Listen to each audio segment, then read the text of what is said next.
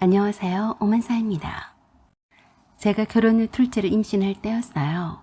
친정집에다 차들을 맡겨놓고 주말에만 데려와서 함께 지내고 있었는데 여러 가지 불편한 점이 많았어요. 남편과 제가 다니는 직장과 가까운 곳으로 신혼집을 장만을 하다 보니 친정집과는 거리가 상당히 멀었기 때문이었죠. 둘째 아이까지 임신을 하고 보니 내가 회사를 그만두고 육아에만 전념을 해야 되는 건지 아니면 최대한 친정 부모님의 도움을 받아서 직장 생활을 계속 해야 하는 건지에 대해서 고민도 되었어요. 그래서 내렸던 결론이 조금은 남편과 저희 직장과 거리는 멀더라도 친정집 근처로 이사를 가서 친정 부모님의 도움을 잘 받아보자는 거였어요.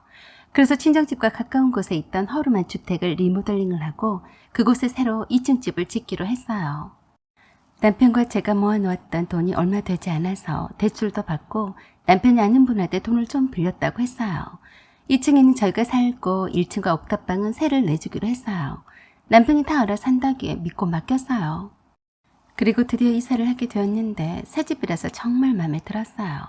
그리고 친정집과 더 가까우니까 친정집 아들을 맡겨놓고 다니지 않아도 되고 친정엄마가 직접 출퇴근을 하시는 것처럼 애들 봐주러 오셔도 되었어요. 하루 종일 친정 부모님이 우리 애들을 봐주지 않아도 되었고 저는 주말에만 애들을 보러 다니지 않아도 되었어요.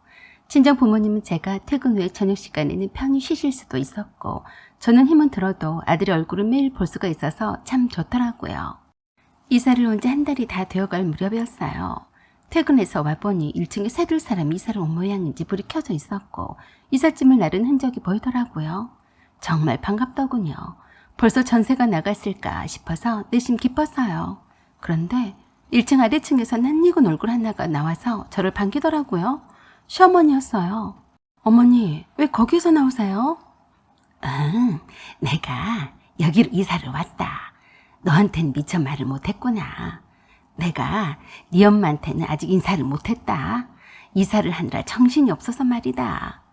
네? 어머니가 여기로 이사를 오셨다고요? 왜 저한테는 말도 하지 않으셨어요?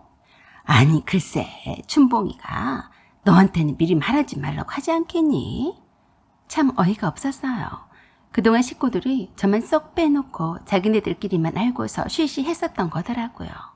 제가 미리 알게 되면 분명히 싫다고 반대를 했을 거라서 미연에 방지를 하려던 것이 틀림이 없었는데 정말 화가 났습니다. 아니 그래도 그렇지 어머니가 1층으로 이사를 오시는데 며느리인 저만 모르게 하는 법이 어딨어요? 라고 하자 시어머니가 그러시더군요. 시끄럽다.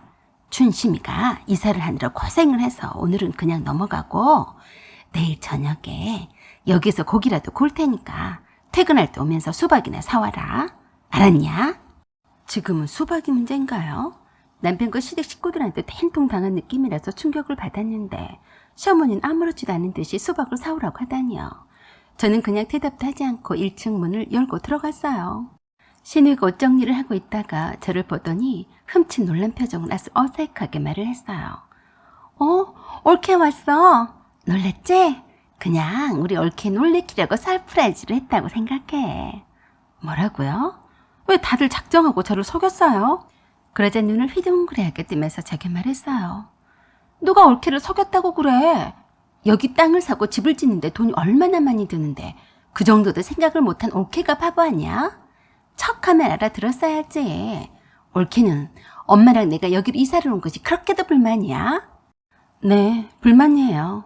저는 사람도 아닌가요? 왜 투명인간 취급을 하고 제가 뭐가 그리도 무서워서 몰래 이사를 오셨냐고요. 그랬더니 제 표정이 아주 우습다는 듯이 그러더라고요. 그래서 뭐 어쩌겠다는 거야? 이미 엄마 집을 판 돈으로 여기 집 짓는데 돈이 보태어졌고 이사를 와버렸는데 올케가 뭐 어쩌겠다는 건데. 정말 어이가 없었어요. 처음부터 남편이 저를 속였던 거였어요. 자기네들끼리 저를 속이면서 얼마나 신이 났을까요? 바보 같은 저를 보면서 엄청 웃었겠다 싶더라고요. 정말 충격적이었고 심한 모멸감마저 들었습니다. 남편을 포함해서 시댁 식구들이 나를 완전히 우습게 알고 자빠져 있다는 사실에 기가 막혔어요. 저는 곧바로 2층으로 올라가서 친정엄마에게 이 사실을 다 알렸어요. 친정엄마도 결혼한 부부 사이 있을 수 없는 일이라며 노발대발하셨어요. 말이 아래층으로 이사를 온 것이지 아예 합가를 한 거나 매 한 가지와 다를 바가 없었으니까요. 신우이는 이혼을 해서 시어머니와 단둘이 지낸 지가 꽤 되었어요. 신우의 급작스런 이혼으로 신혼 살림이 그 오래된 시댁집에 한데 엉켜서 아무렇게나 쑤셔 박아져 있었는데 아래층에 새 집으로 이사를 오면서 다 끄집어내놓고 신혼집처럼 예전 신혼 살림으로 꾸미고 있더라고요. 친정엄마도 화가 잔뜩 나셔서 남편이 돌아오자 어떻게 된 일인지 사실을 캐 물으셨어요. 자네, 왜 어머니가 아래층으로 이사를 온다는 사실을 숨겼나? 네, 어머니, 그게요. 일부러 숨기려고 한 것은 아니었고요. 제가 생각을 해도 합리적인 생각인데 괜히 신경이 예민해질까 봐서요. 자네는 그걸 말이라고 하고 있나? 부부가 서로 딴 맘을 먹고 있는 게 정상이란 말인가? 그러자 남편이 저와 친정엄마를 달래기 바빴어요. 장모님, 걱정하지 마세요. 생각하시는 것처럼 합가는 아니잖아요. 저도 어머니를 가까이 두고 싶어서 그랬던 거예요. 그런 말도 안 되는 소리를 하고 자빠져 있는 남편을 보니 오라가 더 치밀었어요. 그러니까 나도 내 엄마와 가까이 이사를 가니까 너도 네 엄마를 가까이 이사를 오게 하는 거다, 이 말이야? 걱정 마. 우리 엄마가 당신을 힘들게 하진 않으실 거니까. 그래도 자기가 잘했다고 입을 쫑알대고 할 말을 다 하더라고요. 그래서 제가 그랬어요. 그럼 아예 어머니를 네가 끼고 살아라. 네가 나 몰래 네 맘대로 했듯이 나도 네가 모르게 내 맘대로 하면 되겠네. 그때 가서 후회하지 마라. 남편은 그저 제가 성질을 내던지 말던지 이미 이렇게 된 마당에 어쩌겠냐는 생각이었어요. 하지만 저는 그러지 않았어요. 걱정을 하시는 친정엄마를 돌려보내면서 다음 날부터는 우리 애들을 봐주러 오시지 않아도 된다고 했습니다. 그리고 다음 날 아침 아래층에 들러서 시어머니께 말씀을 드렸어요. 어머니, 이제부터는 어머니가 어머니 손자를 돌봐주셔야겠어요. 라고 하고서는 제 아들을 데려다 놓았어요. 그랬더니 깜짝 놀라시면서 그러시네요.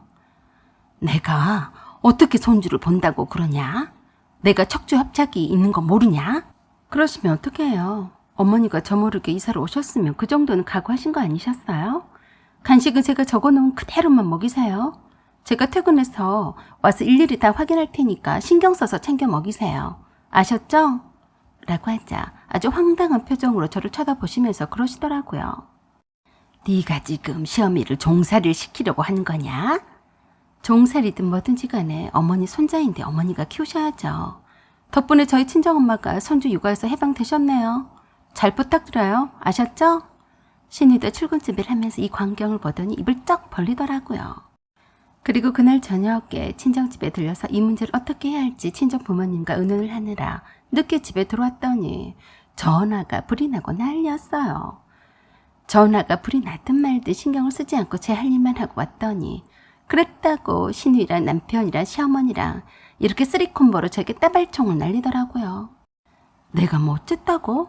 란 표정으로 어이가 없다는 듯이 행동을 했더니 난리였어요. 자기야, 미쳤어? 왜 엄마한테 천수를 맡겼어? 내 맘이야. 친할머니한테 손주를 맡긴 게 미친 일이니? 웃기고 자빠졌네. 뭐야? 내가 허리가 아파서 얘는 못 봐준다. 그러니까 내일부터 다시 네 친정엄마를 불러라. 알았니? 아니요. 저희 친정엄마도 허리가 안 좋으셨는데도 참고 잘 봐주셨어요. 뭐로 친할머니가 있는데 굳이 여기까지 오시게 해요. 어머니가 제 아들도 돌봐주시고 틈틈이 집안일도 챙기시고 하셔야죠. 옳게 말하는 꼬락서니 좀 보게. 감히 우리 엄마를 부려먹을 생각을 해? 뭐라고요? 그건 제가 할 말이네요. 감히 저희 친정엄마를 부려먹을 생각을 하고 있는 게 누군데 그러세요? 그랬더니 형님이 저에게 폭탄 발언을 퍼부었어요. 그래? 그러면 아예 여기서 우리 엄마랑 함께 사는 게 어때? 나는 이번에 재혼할 건데 이왕지사 신혼집처럼 꾸며놨으니까 아랫집에서 내 신혼살림을 차릴 생각이네. 얼척이 없더라고요. 아이 시어머니 합가를 하라는 말이었어요. 어이가 없어서 형님한테 제가 그랬어요.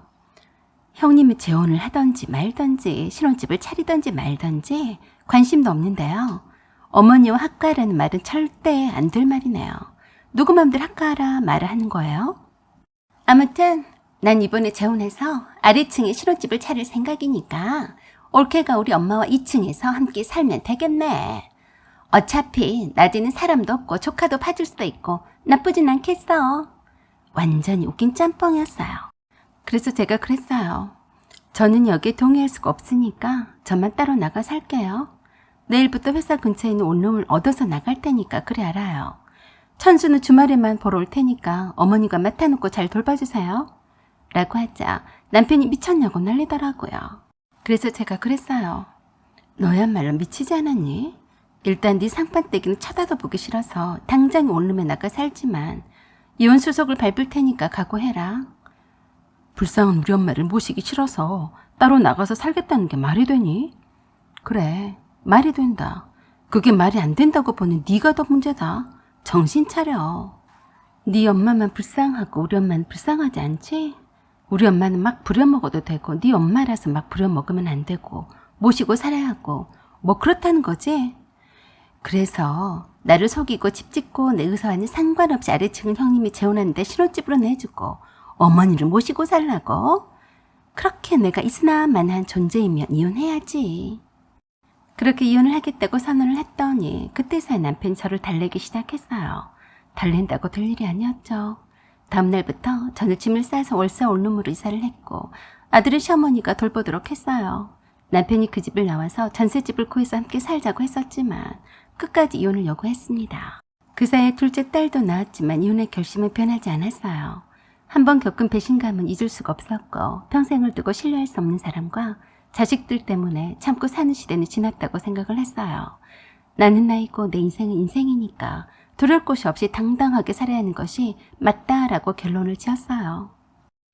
남편은 내 이혼 조건에 합의를 해주었고 두 아이들의 양육권도 넘겨받았어요. 시어머니는 남편과 함께 원하는 대로 편히 잘 살고 있고 형님도 재혼을 해서 잘 살고 있고 저도 아이들을 잘 키우면서 잘 살고 있습니다. 모두가 다 서로 편하게 잘 사는 것이 중요한 것 같습니다. 사연은 여기까지입니다. 구독과 좋아요 부탁드려요. 감사합니다.